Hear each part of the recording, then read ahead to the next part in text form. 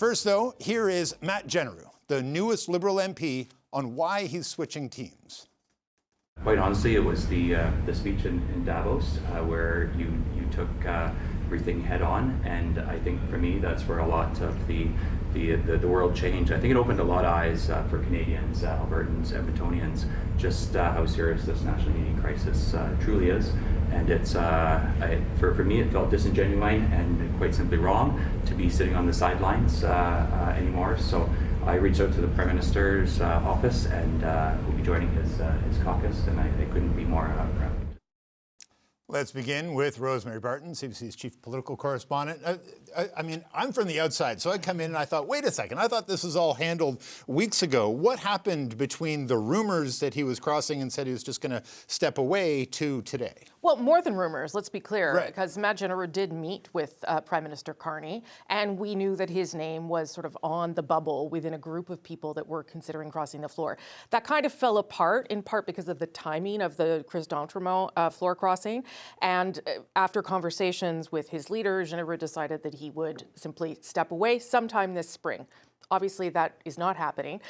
Now, I mean, if we're to take Matt Jeneroux at his word, he feels compelled to stay and help this particular prime minister, this particular government, because of the pressures around national unity, both in Alberta and Quebec, and also because of the way Mark Carney positioned Canada on the world stage in that Davos speech.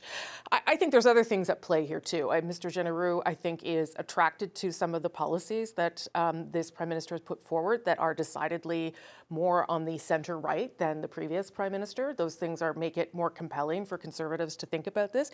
And he's not the only conservative who listened to that speech, who thought, this makes a lot of sense to me right now, I want to be part of it. So it is in some ways surprising, but probably less surprising than we would think, given that his name had been out there bandied about for some time. Yeah, somebody out in the newsroom said, of all the floor crossing stories that might have happened, this is probably the least surprising of them. But its significance is quite high and in a number of ways, right? Yeah, I mean, first of all, let's just think about the volume. Now, Pierre Poilievre has lost 3 MPs. That's a lot. I mean, it's not as bad as Stockwell Day, the situation, but it's not a good trend for him. It also comes on a week where he was having to defend another Conservative MP, Jamil Javani, who was creating all sorts of problems by going rogue on issues around Canada-US relations, when Pierre Poilievre himself hasn't talked about those things in a fulsome way yet. 3 MPs leaving is a sign of something, right? 3 MPs plus Jamil Javani is a sign that there is some sort of issue managing caucus. It comes, as you well know, on the heels of that leadership review where, and I know you're about to talk to Fred DeLorey, everyone sort of thought, okay, this has been put to bed, Pierre Poilievre can continue as leader. I'm not sure that that sentiment is going to stick around because this will get people thinking. We are hearing that it's possible there are other people out there. We've been hearing that for months. Whether it manifests or not, I don't know. But you don't want to have that hanging over you as an opposition leader, for sure. Walk me through that, though, because I've been hearing there's rumors all over Twitter. Yeah. How much substance is there to, like in Jeneroux, he was actually meeting with the Prime Minister. Yep. What do we know about what really is happening in terms of others? I mean, very little. This is a very closed circle, a small circle of people inside the Prime Minister's office who are running these kinds of things. In this case, Jeneroux says he reached back out to the Prime Minister's office. Is that the case? I don't know. But I think it's fair to say that this is not a passive operation by the Prime Minister's office. This is something that they are doing very actively, knowing that they are now, 3 seats away from a very slim majority. The 3 by-elections to be called, 2 of which they will certainly hold in the Toronto area, and a 3rd in Terrebonne, where it's very possible that they hold it. It'll be a fight with the Bloc Québécois, but this is. I think another very, very challenging week for Pierre Poilievre when he is trying very hard to get the message back on issues of affordability, food inflation again this week. And those things now have fallen by the wayside because people are asking questions about his leadership.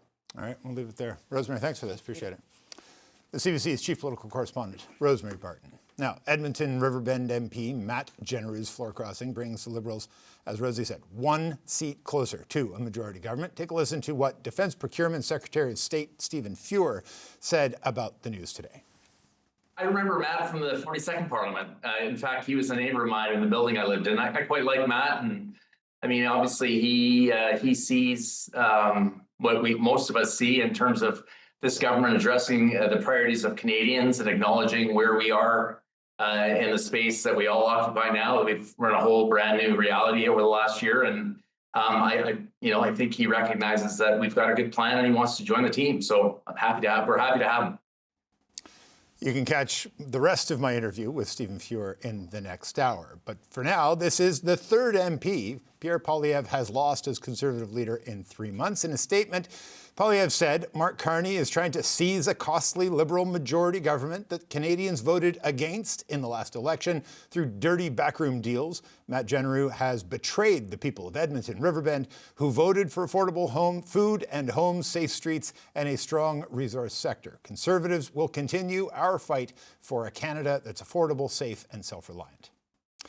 David Herle is a Liberal campaign co-chair under Paul Martin. And here with me, former Conservative campaign manager Fred DeLorey. I'll start with you, Fred. It's so interesting that it was just, November that the rumors were coming out. It felt like, as I said to Rosie, that had kind of been sorted out. How big of a blow is this in this moment? Well, I mean, anytime someone crosses the floor, it's a blow, but if it gives the other party a majority government, right, it is historical in that regard. It's, obviously there's still a seat away in terms of the 3 by-elections. 2 of them are safe, as Rosie mentioned. 1 is contested fight. And that by-election now is going to be, I think, the most consequential by-election in Canadian history. I can't think of a time when we had a by-election that will decide whether there's a majority government. Unless, of course, the rumors are true and there's potentially more floor crossers, right? We've heard right before Christmas, there was a new Democrat MP that was lined up to meet with the Prime Minister and was convinced to not have that meeting apparently the night before. So, look, things are where they are, but it is very historic what we're seeing right now. What's the old Oscar Wilde quote about to lose one parent would be misfortune, but to lose more than one would be marked as carelessness? It's, we're getting into that territory. David Herle, how different is this? Because we did have Michael Ma. He was a new Ontario backbencher. Chris D'Entremont was from Atlantic Canada, which is just a different breed of Tory. He called himself a red Tory. This is an Alberta Conservative crossing the floor. How different does this feel?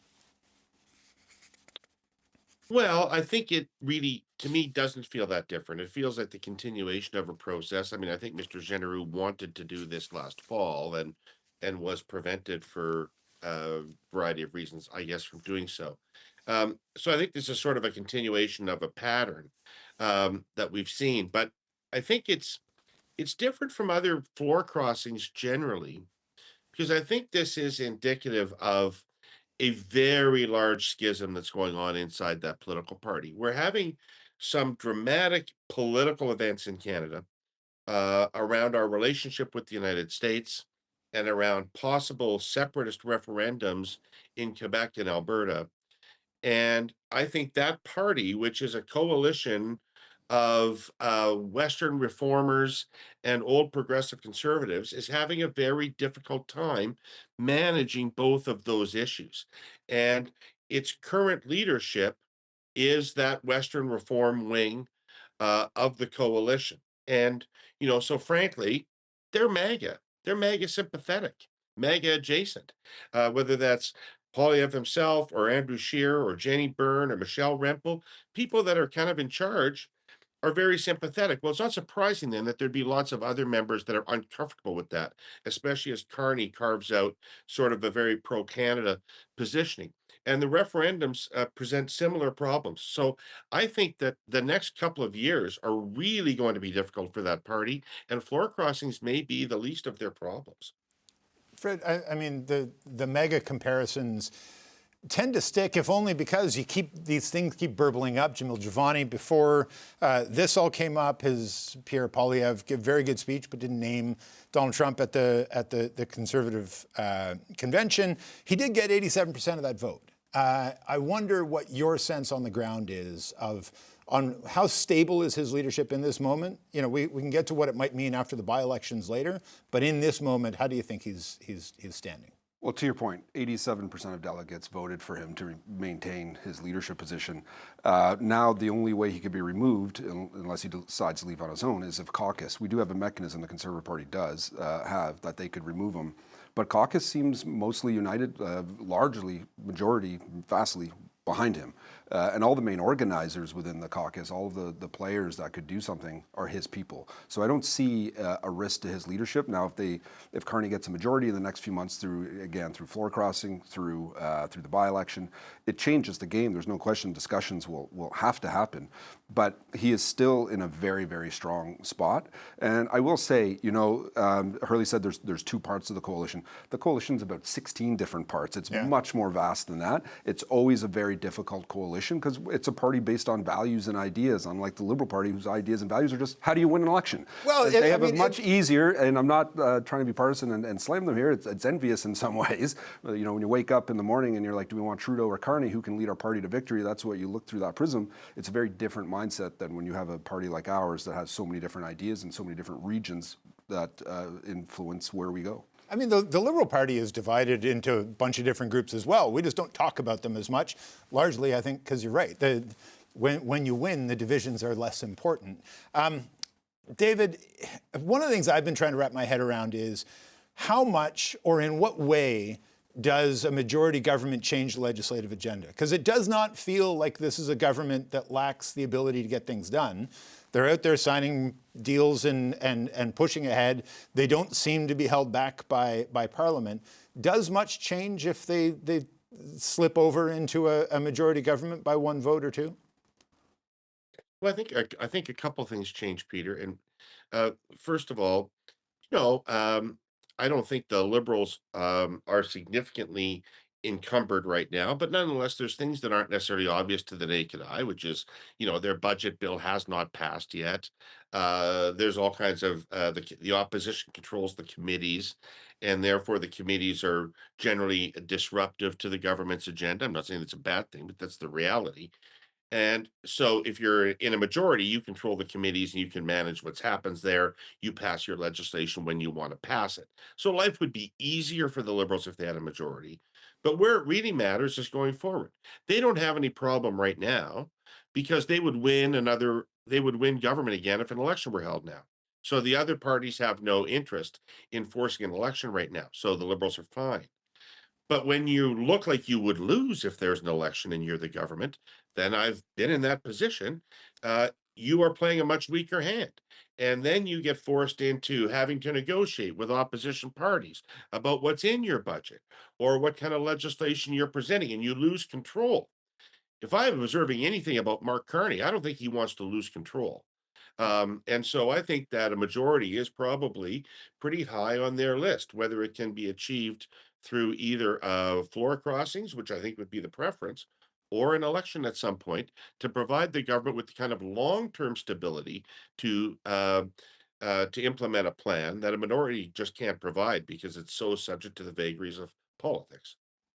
David McLaughlin tweeted out today that the best way for Pierre Poilievre to become Prime Minister is for Mark Carney to get a majority government. Nick Kouvalis was on David's podcast last month talking about he thinks Pierre Poilievre will get his time. It's just not right now. Do you have to kind of squint to see the good news in this? But is there a silver lining that if they do get a majority, it does buy Pierre Poilievre some time to figure out how this party is going to convince Canadians to really get on board with the idea of a conservative government? Yeah, as David mentioned, where the polling is right now, this is massive majority territory for the Liberals if we were to go this spring. So to alleviate that pressure and to give Poilievre a year or so, and again, just because if he gets his one seat majority, it's one seat. It doesn't mean we go the next 3 years smooth sailing here. We may see floor crossings go the other way. Carney's going to do things that may upset some of his own caucus, and things can shift, and we can get back into election footing in a year or so. So yes, there is definitely a silver lining for Poilievre in that the more time he has to prepare for the next election, the more time he has to prepare for the next election. David, Jason Kenney had a really, I think, smart tweet out today. And at the end of it, it's a long one. I hope people take time to read it. It says, a cautionary note to the Carney government. Partisan types love tactical cleverness, but regular people often read it as cynicism. Is there a risk here that in the messaging and in how the Liberals frame this moment, and if they do get to a majority government, especially through floor crossings, that they can kind of lose the public if they don't handle it well? I do think there is a risk of that. I think there's a risk of that because the Prime Minister's brand, which is a very unusual brand, is based on not being political, based on not being a politician, being somehow motivated by higher aspirations than the kind of grubby shit politicians normally care about, like getting an extra seat in the House of Commons. And so I think there is a danger to the prime minister in looking like he's overly involved in or interested in the machinations of floor crossing. And I certainly think that if they were to call an election, there would be great scrutiny on the motivations behind that election call. And there is a real risk and a danger to the prime minister's image and reputation that way. So I presume that they're being cautious and careful about that because the anti-politician is the thing that's most attractive about Mark Carney right now, I think, to Canadians. Very quick last word to you. What do you watch for next? I mean, we're all watching for more floor crossings, but other than that. Well, Terrebonne is the center of the universe now. That's going to be the by-election to decide. That is a bloc seat for decades. The NDP won it in 2011, went back to the bloc, but the Liberals, they won by one vote. It's been overturned, and that's going to be a monumental by-election unless there's more floor crossings. All right, we're going to leave it there. Thanks to you both, though. That was a really good talk.